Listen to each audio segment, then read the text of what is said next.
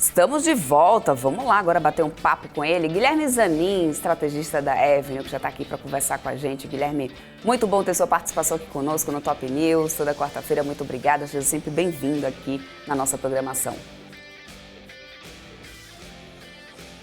Oi, tô com o Zanin, gente, aqui. Aê, agora sim, apareceu, tá aqui ele. Boa tarde, Zanin. Tudo bom?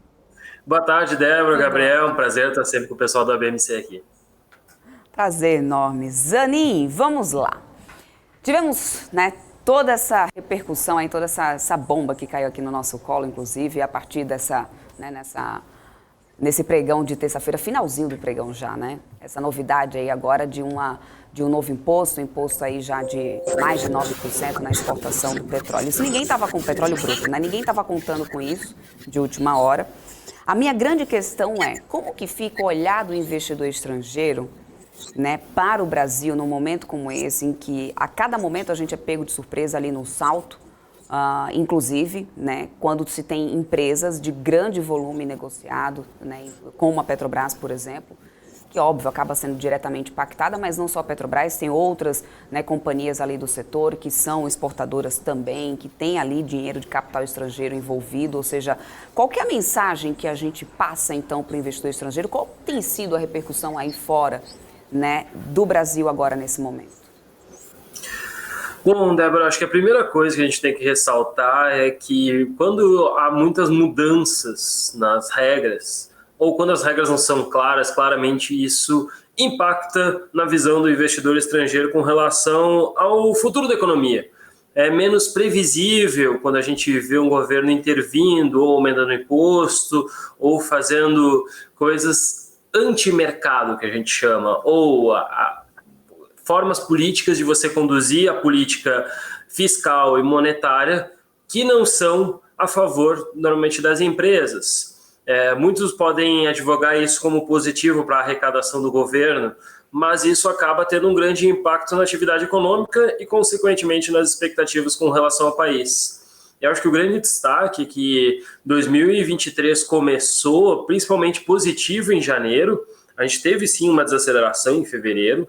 O mercado não ficou tão positivo no cenário internacional, mas mercados emergentes estavam subindo bastante. A gente viu países como China e Índia, suas bolsas de valores valorizarem mais de 10%. Tudo bem, agora a gente teve uma devolução de toda essa alta, mas o Brasil ficou de fora desse rally. E eu acho que muito se explica por causa dessa incerteza que a gente tem com relação ao cenário interno, quais vão ser as políticas e se elas não, daqui a pouco, vão ser mais destrutivas para o ambiente empresarial e, consequentemente, para a economia. Maravilha, inclusive, ponto que eu gostaria de ressaltar, uma das principais quedas do dia, não deu uma olhada no mapa ainda, dona Débora Oliveira, se alguma coisa mudou desde que a gente fez a última atualização de mercado. 3R Petróleo tem um acordo quase firmado, já fechado, já falta só a efetivação desse acordo com a Petrobras para adquirir o campo Potiguar. Esse seria um campo que já estava na precificação do mercado, o mercado já estava bem animado com esse acordo, já estava firmado e agora a gente tem a Petrobras voltando atrás, falando, não, 90 dias a gente vai congelar todas as vendas de ativos. A companhia já se pronunciou, falou que vai avaliar esse pedido do Ministério de Minas e Energia, mas o que fica aqui para os investidores é o seguinte, a companhia foi lá, captou o dinheiro ao mercado, ou seja, foi ao mercado buscar o dinheiro para fazer a aquisição, quando já estava com o dinheiro em caixa, quando o acordo já estava fechado, aí agora o governo quer voltar atrás e alguns analistas já indicam que 40% do valor que estava projetado para essa companhia pode ser perdido se esse acordo ele não for realizado.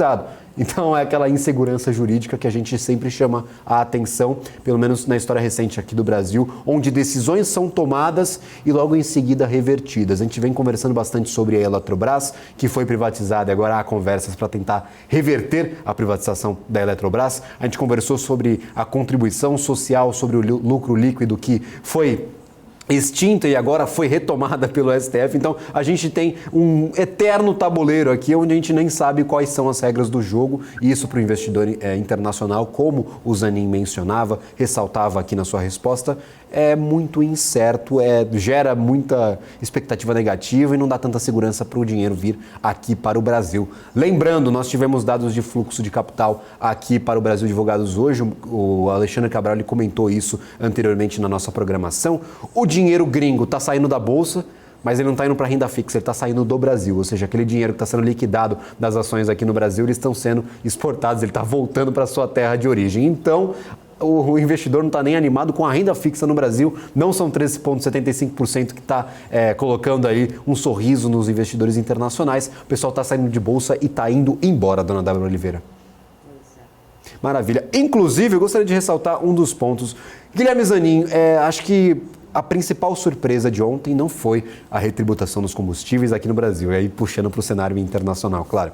Foi o imposto sobre a exportação de combustíveis. Isso ficou como uma pulga aqui atrás da orelha dos investidores, pelo menos do setor de petróleo aqui no Brasil, pensando como é que fica essa situação. Algumas dessas empresas não têm tanta participação na exportação, é verdade, no entanto, fica o questionamento. Esse imposto, ele se reflete em algum outro lugar do mundo? Como funcionam os pares da Petrobras ou da PetroRio ou de outras companhias aqui listadas no Brasil de setor de petróleo no restante do mundo? Porque a gente imagina que o petróleo brasileiro não é tão melhor assim para cobrar 9,2 a mais dos seus consumidores, então vai afetar na margem dessas companhias. Nos Estados Unidos, a gente tem algum imposto que é parecido com essa exportação de combustíveis? Como que está o setor internacional? Claro, alguns pares estão nos Estados Unidos. Gostaria de saber dessa tributação, se você tem conhecimento sobre isso, como funcionam esses pares de algumas empresas que estão aqui no Brasil e que a gente sempre fala que estão descontadas porque estão longe dos valores negociados nos Estados Unidos e no restante do mundo. Exatamente, Gabriel. Acho que o grande destaque, quando a gente olha para o cenário internacional, é que existem oportunidades no setor de petróleo, no setor de commodities, setores de bancos similares ao Brasil. Diferentemente do mercado local, onde a gente tem uma certa ingerência política ao longo do tempo, normalmente nos Estados Unidos a gente consegue ver, por exemplo, empresas do setor de petróleo como Chevron, ExxonMobil, que são duas gigantes do mercado, que a gente sente o preço da gasolina impactar diretamente na bomba do consumidor diariamente. Se o preço do petróleo sobe, o consumidor ele sente, ele gasta mais. Se o preço cai também na bomba. É óbvio que tem um imposto estadual, que é algo que acaba se refletindo na bomba e nos custos, mas não existe um imposto parecido com esse, que é o imposto de exportação. Isso, para o mercado americano, é muito raro a gente ter essas barreiras tributárias tentando impedir com que a nação exporte. Muito pelo contrário, uma nação busca aumentar a sua receita e busca, naturalmente, fazer com que tenha mais transações no mercado internacional. E esse imposto acaba definitivamente sendo algo que, infelizmente, cria um retrocesso para o setor. Nesse sentido, como bem comentou, Gabriel, eu acho que esse é o importante a gente ressaltar. Se você quer uma exposição em petróleos ou em banco, não necessariamente você precisa fazer no Brasil.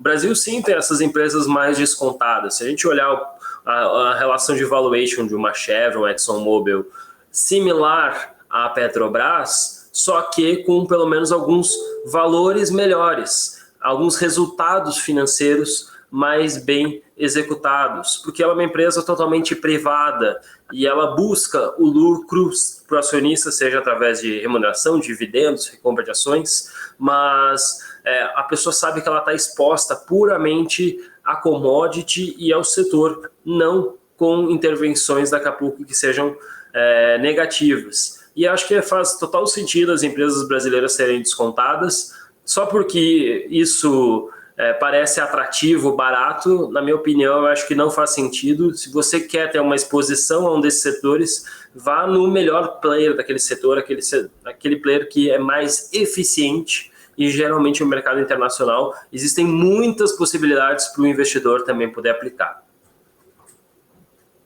Perfeito.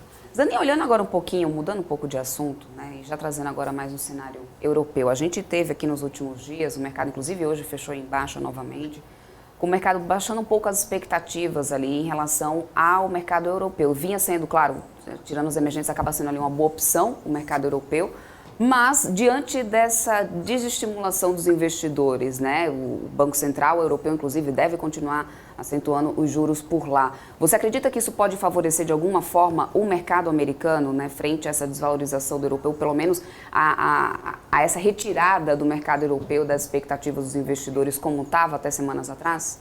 Porque vamos lembrar, só para complementar a pergunta aqui, Débora, a inflação na Europa estava surpreendendo positivamente até o mês passado. A gente foi 3 meses seguidos surpreendidos positivamente com inflação na Europa. E aí alguns relatórios no começo do ano, de algumas instituições financeiras, apontavam que o dinheiro estava saindo dos Estados Unidos, estava saindo do mercado britânico e indo principalmente para mercados emergentes. O Brasil não conseguiu surfar todo esse otimismo, mas surfou um pouquinho do otimismo, sim. Então nós tivemos o dinheiro indo para o mercado emergente e para o mercado europeu. Ou seja, o segundo colocado ali no aporte dos investidores era o mercado europeu, porque a inflação estava um pouco mais comedida, um pouco mais controlada. Ontem nós tivemos dados de inflação para a Europa, vieram acima da expectativa. Hoje, inflação na Alemanha veio acima da expectativa. E amanhã nós temos inflação na zona do euro, que se vier acima da expectativa, aí sim é um banho de água fria. Então, esse cenário, todo mundo estava animado com a Europa e a inflação, de repente, veio acima das projeções do mercado. Pode beneficiar o mercado norte-americano ou está todo mundo tão nervoso que a renda variável vai se prejudicar como um todo em todos os mercados?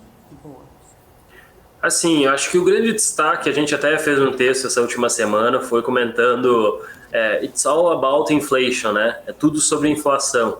O mundo hoje está preocupado principalmente com esses dados, não porque os dados sejam preocupantes, a gente longe de viver uma hiperinflação, mas o que os investidores estão tentando buscar é aquele momento de inflexão, onde os juros vão parar, vão começar a reduzir e isso tenderia a ser positivo para o mercado de ações. Muitos viam a inflação no mundo desacelerando, então Estados Unidos e Europa, e eu já esperava que essa inflexão viesse rapidamente, a gente já tivesse em início de 2024, alguns falavam até final de 2023. De repente, a gente começa a ver dados positivos de inflação dizendo o seguinte, a economia não está desacelerando tanto, as empresas ainda estão reajustando os preços, o consumo ainda está elevado. E aí a gente, de novo, volta a falar sobre a inflação nos Estados Unidos e volta a falar sobre a inflação na Europa. Com essa volta da inflação da atividade econômica, precisa manter juros por mais tempo. A inflexão vai demorar mais.